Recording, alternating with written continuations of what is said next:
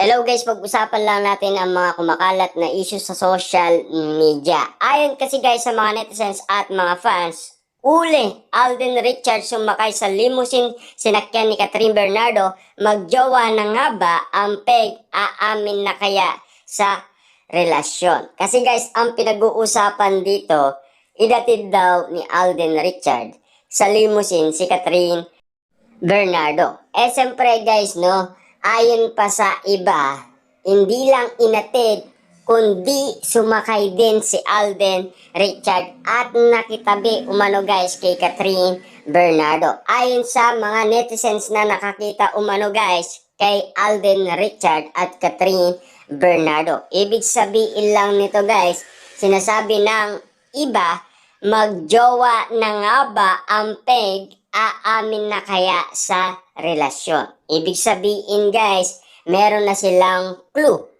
kung bakit nga naman guys laging magkatabi kung sumakay at kitang-kita naman natin kasi guys lahat ng sinasabi ni Marvin at Mark na pinapatunayan nila guys ang love at ang chemistry, hindi daw fake news. Kasi guys, ganito ang nakikita nila at napapansin nila kay Catherine Bernardo at Alden Richard. Kaya nga naman guys, uling-uli sila sa akto na lagi nga naman kasi guys sabay kumain at lalong-lalo na guys, kita nyo. Meron pang ibang nakakakita na pwedeng magsabi sa atin ng tunay na ginagawa umano guys ni na Alden Richard at Catherine Bernardo. Siyempre guys, malinaw kasi para sa atin, 'di ba? Kung kailan nga naman sila guys aamin sa kanilang relasyon, 'di ba? Kasi ito rin guys ang matagal na iniintay umano ni Boy Abunda sa pag-reveal ng jowa ni Alden Richard patungkol umano sa kanyang sinasabi na meron siyang love life, diba? At lalong-lalo na guys, meron din siyang sasagutin kay MJ Felipe kung sino nga ba guys ang laman ng kanyang puso. Pero sa mga fans, nakikita kasi nila guys na in love itong si Alden Richard. Sabi nga guys ng iba, di baling ikaw ang minamahal kesa ikaw ang nagmamahal, di ba? Kaya nga naman guys yan ang pinag-uusapan ngayon sa social media, di ba? Kitang-kita naman natin guys ang resulta, di ba? Kaya nga naman guys, no? Sinasabi din ng mga netizens na magkamukha na daw sina Catherine Bernardo at Alden Richard. Hindi na daw nagkakalayo. Diba?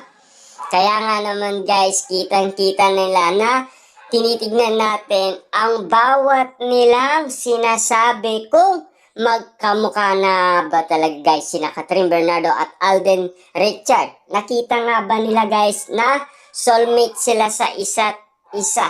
Kasi yan kasi guys ang sinasabi ng mga netizens at mga fans, 'di ba? Dahil lagi nga naman silang magkasama. Siyempre guys, nagpo-promote kasi sila ng kanilang mga movie na Hello Love Again na kapansin-pansin nga naman kasi guys na yan kasi ang tinatrabaho nila para naman guys talagang kumita ng malaki at maging top 1 nga naman sila guys sa social media. Diba? Kitang-kita naman natin guys na silang dalawa ay magkasama at laging magkadikit nga naman kasi guys. Kaya nga naman guys tinatawag silang parang glue kung magkadikit nga naman guys sina Catherine Bernardo at Alden Richard. Nasanay na nga ba guys ang mga netizens at mga fans kahit daw nakapikit nga naman daw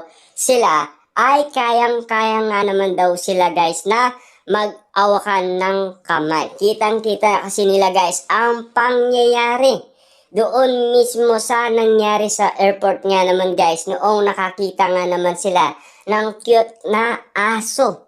At kitang-kita kasi nila guys ang bawat pangyayari na animo hindi nga naman nakatingin si Catherine Bernardo at Alden Richard. Pero kitang-kita natin guys kung papaano kasi kinukuha ni Catherine Bernardo ang kamay ni Alden Richard at ganun din guys si Alden Richard na hindi nga naman sila nakatingin, 'di ba?